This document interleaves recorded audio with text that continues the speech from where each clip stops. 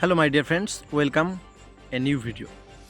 বন্ধুরা, যেভাবে 2024 সালের বিশ্বকাপ চলছে, বিশেষ করে আমেরিকার গ্রাউন্ডের খেলা দেখে মনে হচ্ছে না যে এটা T20 ফরম্যাটের খেলা। কালকে যেভাবে আবার বাংলাদেশ দক্ষিণ আফ্রিকার কাছে হেরে গেল, তা দেখে মনে হচ্ছে পাকিস্তান এবং বাংলাদেশ তারা ভাই ভাই। কারণ বাংলাদেশ যেভাবে হারলো কালকে, ঠিক পাকিস্তান ভারতের কাছে পরশুদিন সেমভাবে সেম প্রসেসে হারছে। মানে দুইটা ম্যাচ দেখে মনে হচ্ছে যে পাকিস্তান ভারতের ম্যাচ তার কপি ম্যাচ হয়েছে সাউথ আফ্রিকা বাংলাদেশের। বন্ধুরা, প্রথম দিন যেটা হয়েছিল পরশুদিন পাকিস্তান ভারতের সাথে, যেখানে ভারত প্রথমে ব্যাট করে তারা 119 রানে আটক হয়ে যায় এবং পাকিস্তান সেই 119 রান চেস করতে পারে না। তারা 6 রান থাকতে ম্যাচ ওভার শেষ হয়ে যায়, তারা হেরে যায়। ঠিক কালকে যখন সাউথ আফ্রিকার সাথে বাংলাদেশের খেলা হচ্ছে, সাউথ আফ্রিকা তারা প্রথমে 113 রানেই তারা আটক হয়ে যায়, তারা আর বেশি রান করতে পারে না।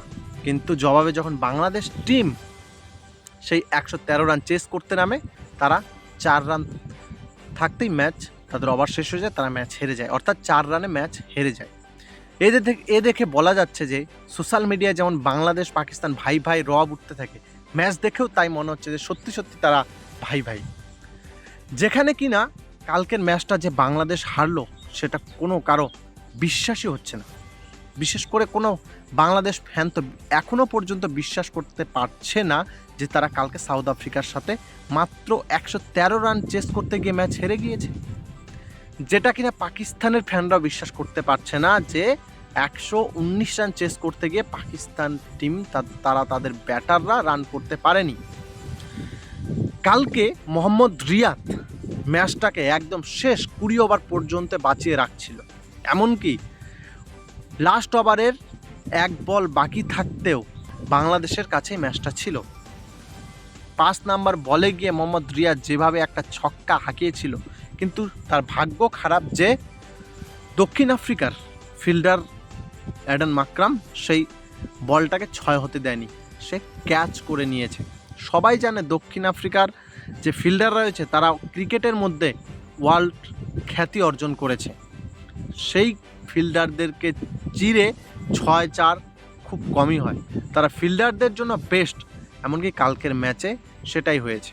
মোহাম্মদ রিয়াদ যখন 19 ওভার 5 বলে একটা খুব দুর্দান্ত শট মারে, সেটি অ্যাডান মাকরাম একেবারে বাউন্ডারি ঘেঁষে দৌড়ে গিয়ে লাফ মেরে সাইড থেকে গিয়ে ক্যাচটা লুপে নেয় এবং কালকের ম্যাচ বাংলাদেশ সেখানে হেরে যায়। মনে করো তার পরের বলে 2 রান নিয়েছে, বাস বাংলাদেশ তো হেরে গিয়েছে। বন্ধুরা, এত কম রান চেস করতে পারছে না বাংলাদেশ। সাকিব আল হাসান, যে কিনা ওয়ার্ল্ডের 1 নাম্বার T20-র মধ্যেও অলরাউন্ডার প্লেয়ার ছিল, সেই প্লেয়ার কি রান করেছে ভাবা যায়? সাকিব আল হাসানের মতো প্লেয়ার রান করতে পারছে না, শান্তর মতো প্লেয়ার রান করতে পারছে না, সৌম্যর মতো প্লেয়ার রান করতে পারছে না বাংলাদেশে। সেখানে আর ম্যাচ জেতার আশা কীই বা করা যায় এই ধরনের ম্যাচ থেকে? আর তাছাড়াও যেভাবে আমেরিকার গ্রাউন্ডে খেলা চলছে, সেটা দেখে মনে হচ্ছে না T20-র কোনো ম্যাচে যে 180-90 রান আর হবে। কারণ যে কয়েকটা ম্যাচ হয়েছে, সে 140 রান তো এখনও পর্যন্ত পার হয়নি।